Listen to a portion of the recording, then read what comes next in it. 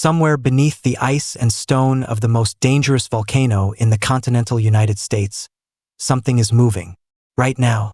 Quietly. And it has been moving for a very long time.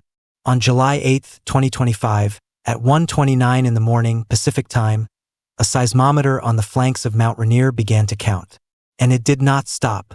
For 7 straight weeks, the instruments recorded what no instrument had ever recorded in 36 years of continuous digital monitoring.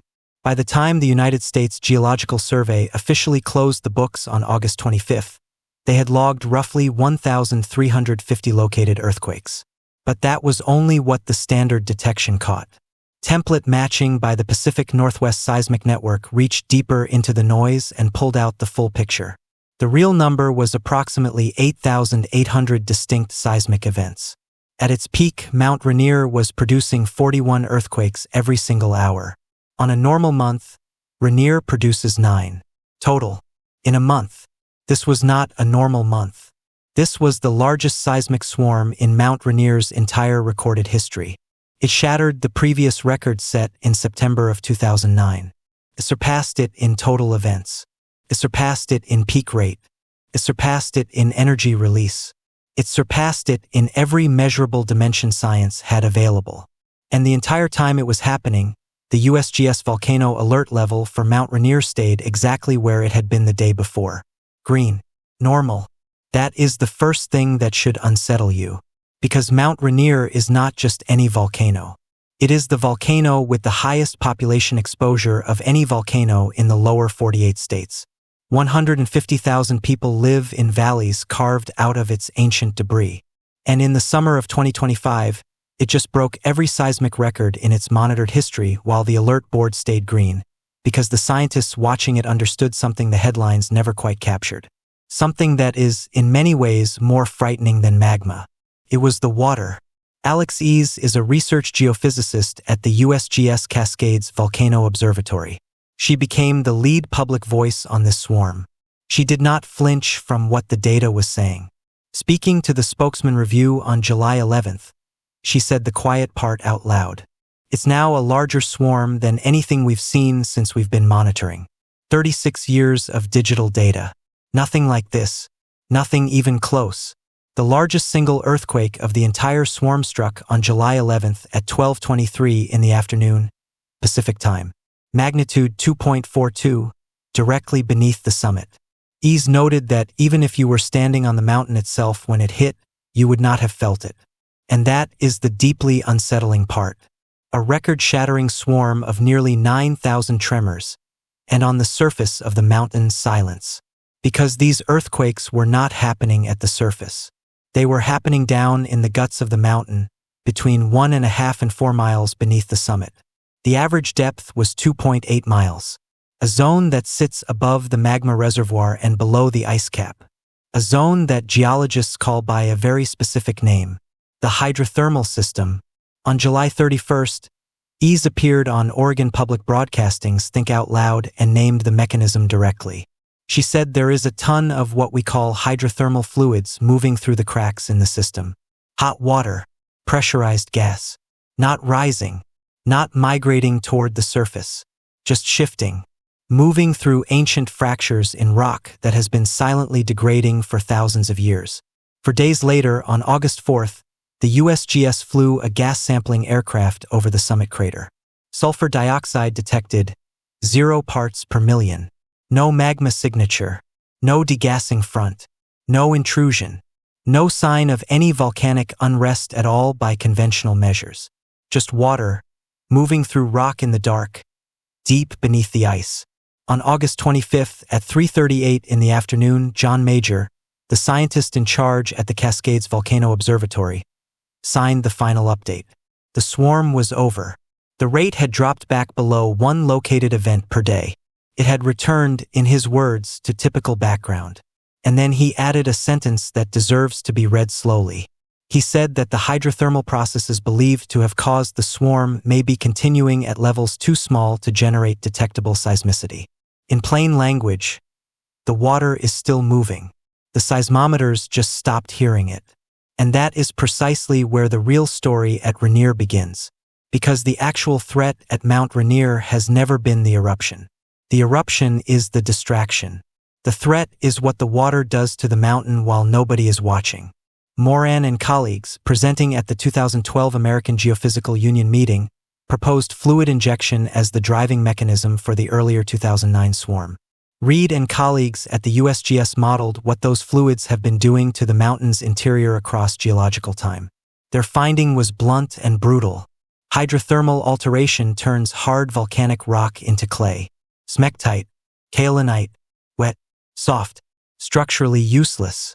Their three-dimensional models showed that flank collapses greater than 1/10 of a cubic kilometer are specifically promoted on the upper west flank. The Sunset Amphitheater region. Finn and colleagues, using airborne mapping, confirmed it. The west flank of Mount Rainier is the most collapse-prone sector of any major peak in the Cascades. And the word that geologists say carefully in measured tones at the end of that sentence is sector collapse. A chunk of the mountain, not cracking, not steaming, not erupting, just letting go. Because gravity is patient and chemistry has already done the work. The rock is already rotting. The fluids just drove 9,000 earthquakes through it and then went quiet again. Rainier has done this before. Around 5,600 years ago, the Osceola mudflow tore the top off the volcano and sent 2 to 3 cubic kilometers of debris cascading down the White River. It inundated 212 square miles. It reached Puget Sound. The port of Tacoma is built on Osceola deposits. Kent is built on Osceola deposits. Auburn is built on Osceola deposits. Around 2,500 years ago, the Round Pass mudflow ran more than 30 kilometers down the Puyallup. Around 2,200 years ago, the National Lahar ran at least 62 miles down the Nisqually, past the ground where Joint Base Lewis McChord stands today. These were not small events. These were civilization-scale events. And then, around the year 1502, on an ordinary day with no eruption, no magma, no warning of any kind, a section of the west flank of Mount Rainier simply gave way. The electron mudflow traveled 34 miles down the Puyallup Valley. It was 26 feet deep at the town of Electron. It buried 13 square miles of valley floor. It was entirely non-eruptive. No lava, no ash column, no warning, just the mountain, letting go of itself, and everything downstream disappearing beneath it. That is the scenario. That is the thesis.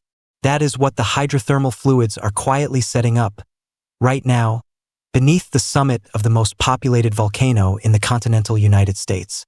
The USGS recurrence interval for lowland-reaching lahars at Rainier is 500 to 1,000 years. It has been 523 years since the electron mudflow. We are inside the window. We are not approaching it. We are already inside it. So follow the electron scenario down the modern map. Within 10 minutes of a west flank collapse, the mass is in the upper Puyallup River. The water and debris and liquefied volcanic clay are already moving, already building, already unstoppable. Within 45 minutes, by USGS modeling, it reaches Ording. Ording, population approximately 9,000, is not merely near the electron deposit. It is built directly on top of it.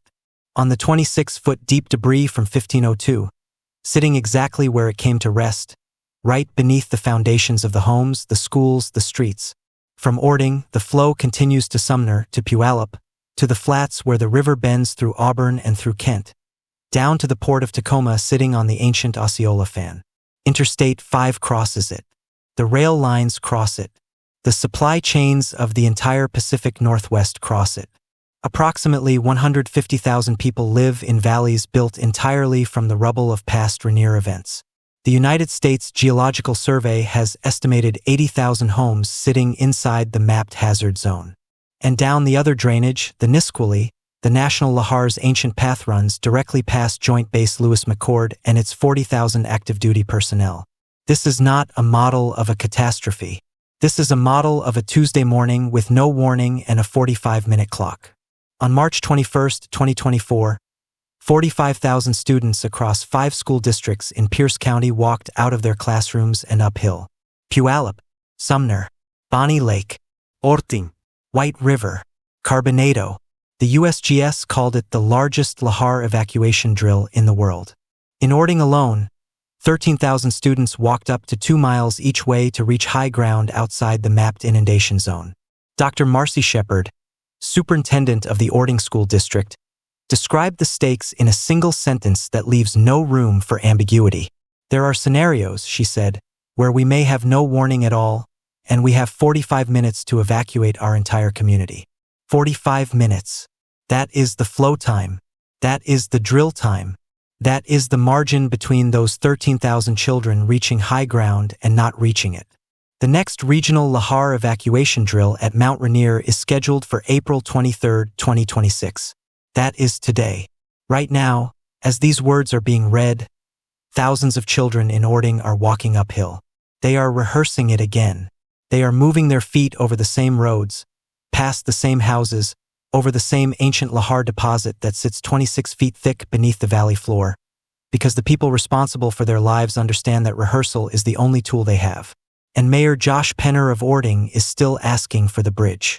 A single pedestrian span across the Carbon River, 1 mile upstream of the Puyallup confluence, that would move 12,000 people to high ground in 30 minutes instead of 45.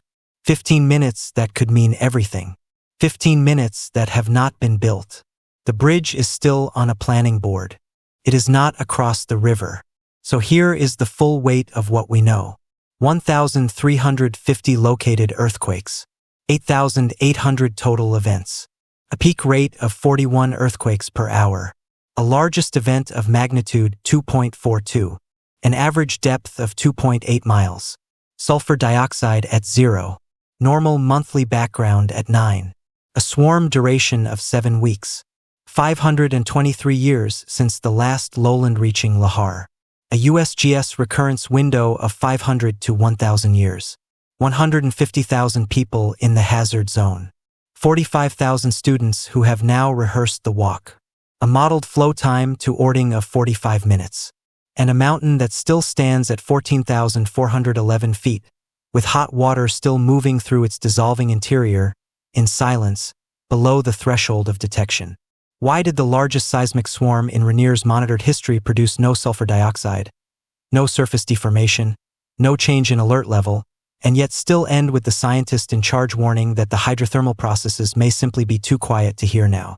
Why is the most collapse-prone sector of the most populated volcano in the lower 48 the exact sector being actively weakened by the same fluids that just drove a record-breaking earthquake swarm? Why, 523 years deep into a recurrence window of 500 to 1,000 years, is the bridge for those kids still a drawing and not a crossing? The hydrothermal fluid is still moving beneath the summit. The west flank is still converting to clay in the dark. The electron deposit is still sitting under Ording, 26 feet thick, exactly where it came to rest on an ordinary day in 1502, waiting patiently to be joined by the next one. The seismometers are quiet again. And somewhere along a gravel path above the Puyallup Valley, on the morning of April 23, 2026, 13,000 children are walking uphill, and they do not yet know whether today is the drill or the real thing.